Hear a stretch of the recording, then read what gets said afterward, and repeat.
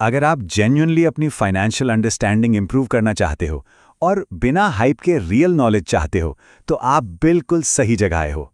मैं हूं विजय कोहली और यहां हम बात करते हैं फैक्ट्स, लॉजिक और स्मार्ट इन्वेस्टिंग की। Let's start today's video. Okay, तो आज हम एक ऐसे सवाल का जवाब ढूंढने वाले हैं जो हर पासिव इन्वेस्टर के दिमाग में घूमता रहता है। और जवाब ढूंढेंगे पिछले 20 साल के डेटा को खंगाल कर कि आखिर बेस्ट इंडेक्स फंड पोर्टफोलियो बनता कैसे है। यहां कोई गेसवर्क नहीं, सिर्फ हार्ड डेटा और फैक्ट्स। सवाल बिल्कुल सीधा सा है, Nifty 50, mid cap, small cap, आखिर इन सब का बेस्ट मिक्स है क्या? मतलब पैसा लगाएं तो लगाएं कहां? कितना निफ्टी 50 में, कितना मिड कैप में? क्या हमें सेफ खेलना चाहिए बड़ी कंपनियों के साथ, या फिर हाई रिटर्न्स के चक्कर में मिड और स्मॉल कैप्स पर दाव लगाना चाहिए? चलिए आज इसका पूरा पोस्टमार्टम करते हैं। तो देखिए, हम इसको स्टेप बाय स्टेप तोड़कर समझेंगे। पहले, ये एलोकेशन का सवाल इतना इंपॉर्टेंट क्यों है? फिर 3 अलग अलग पोर्टफोलियो बनाएंगे और उन्हें टेस्ट करेंगे 2 राउंड्स में, एक लमसम टेस्ट और एक एसआईपी टेस्ट। और हाँ, आखिर में डेटा के बेसिस पर फाइनल वर्डिक्ट तो होगा ही, साथ में कुछ सिंपल रूल्स भी। चलिए शुरुआत करते हैं सबसे बुनियादी सवाल से। आखिर ये एलोकेशन मतलब पैसा कहाँ कितना लगाना है, ये इतना बड़ा चक्कर है क्यों? देखिए, पैसिव इन्वेस्टिंग में फंड चुन लेना वो तो आधी कहानी है।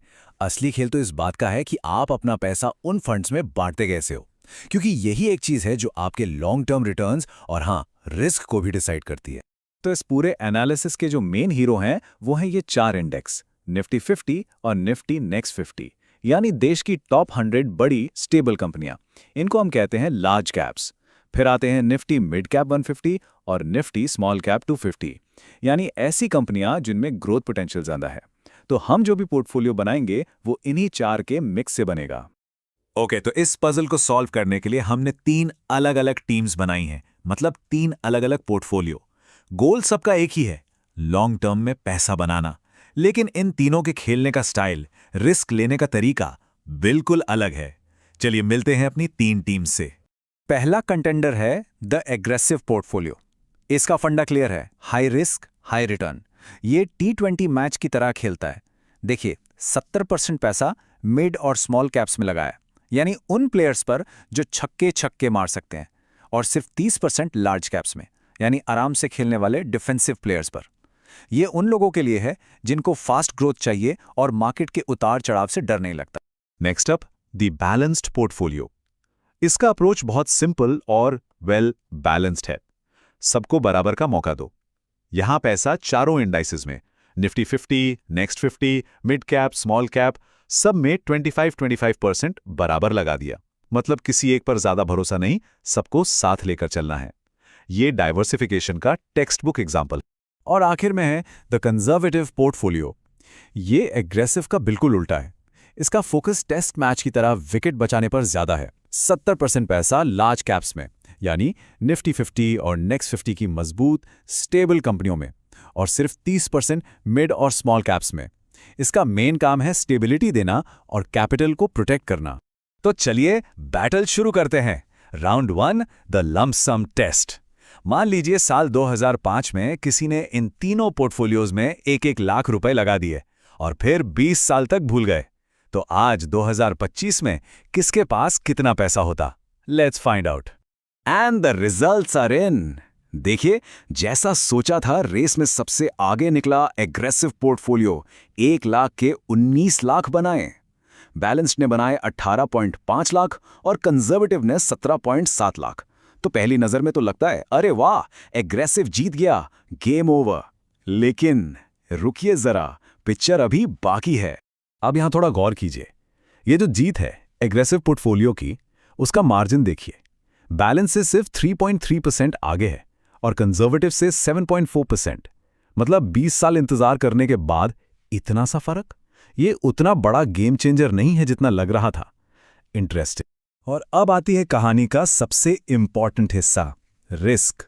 सवाल यह है कि अग्रेसिव पोर्टफोलियो ने ये थोड़े एक्स्ट्रा रिटर्न्स किस कीमत पर दिए? कीमत थी वॉलेटिलिटी, मतलब मार्केट का ऊपर नीचे होना। हमारा डेटा कहता है कि अग्रेसिव पोर्टफोलियो कंजर्वेटिव वाले के मुकाबले 25% ज्यादा वॉलेटाइल था। इसको ऐसे समझिए, कंजर्वेटिव पोर्टफोलियो अगर एक स्मूथ हाईवे ड्राइव था, तो अग्रेसिव पोर्टफोलियो एक पहाड़ी कच्चे रास्ते पर रोलर कोस्टर राइड जैसा था। तो जब हम रिटर्न को रिस्क के साथ जोड़कर देखते हैं, जिसे रिस्क एडजस्टेड रिटर्न कहते हैं, तो पूरा गेम ही पलट जाता है। सोच के देखिए, अग्रेसिव पोर्टफोलियो ने रिटर्न सबसे ज्यादा दिया, लेकिन रिस्क भी सबसे ज्यादा लिया। इसलिए जब हम रिस्क को फैक्टर इन करते हैं तो उसका परफॉर्मेंस सबसे नीचे आ जाता है। और यहां असली बाजीगर निकलता है हमारा कंजर्वेटिव पोर्टफोलियो, सबसे कम रिस्क और उसके हिसाब से सबसे बेहतरीन रिटर्न। ओके, लमसम की कहानी तो क्लियर हो गई, लेकिन सच तो यह है कि हम में से ज्यादातर लोग एसआईपी करते हैं, हर महीने थोड़ा थोड़ा। तो अब शुरू करते हैं राउंड 2, दी एसआईपी टेस्ट। इस बार हम देखेंगे कि अगर 20 साल तक हर महीने 10,000 रुपए की एसआईपी की होती तो कौन जीतता। तो एसआईपी के रिजल्ट्स भी आ गए हैं। 20 साल में टोटल इन्वेस्ट हुए 24 लाख रुपए, और इसके बदले अग्रेसिव पोर्टफोलियो ने बनाए 1.48 करोड़। Not bad. बैलेंस ने 1.41 करोड़ और कंजर्वेटिव ने 1.33 करोड़ बनाए। तो यहां भी अगर सिर्फ फाइनल अमाउंट देखें तो अग्रेसिव पोर्टफोलियो ही आगे है, लेकिन अब तक तो आप समझ ही गए होंगे, असली कहानी इसके आगे है। बिल्कुल, जब हम एसआईपी टेस्ट का फाइनल स्कोर कार्ड देखते हैं तो वही लमसम वाली फिल्म दोबारा चलती है। एग्रेसिव पोर्टफोलियो का एसआईपी रिटर्न यानी एक्सआईआर सबसे ज्यादा, लेकिन उसकी वॉलेटिलिटी भी सबसे ज्यादा। और फिर से जब हम रिस्क एडजस्टेड रिटर्न निकालते हैं, the real champion is the conservative portfolio. मतलब चाहे लमसम हो या एसआईपी, कम रिस्क के साथ कंसिस्टेंटली परफॉर्म करना, इसी में असली स्मार्टनेस है। तो इस पूरे 20 साल के डेटा को खंगालने के बाद आखिर हम पहुंचे कहां? लमसम हो या एसआईपी, रिजल्ट एक ही बात कह रहा है। चलिए अब फाइनल वर्डिक्ट पर आते हैं और समझते हैं कि इस सब का हमारे इन्वेस्टमेंट के लिए क्या मतलब है। देखिए, इस पूरे एनालिसिस का सार, इसका निचोड़ इस एक लाइन में है। अग्रेसिव पोर्टफोलियो के ज्यादा रिटर्न्स बहुत ज्यादा वॉलेटिलिटी की कीमत पर आए, जिससे रिस्क को ध्यान में रखते हुए कंजर्वेटिव पोर्टफोलियो ही असली विजेता है। मतलब साफ है, ज्यादा रिटर्न हमेशा बेहतर रिटर्न नहीं होता, खासकर तब जब उसके लिए रातों की नींद गंवानी पड़े।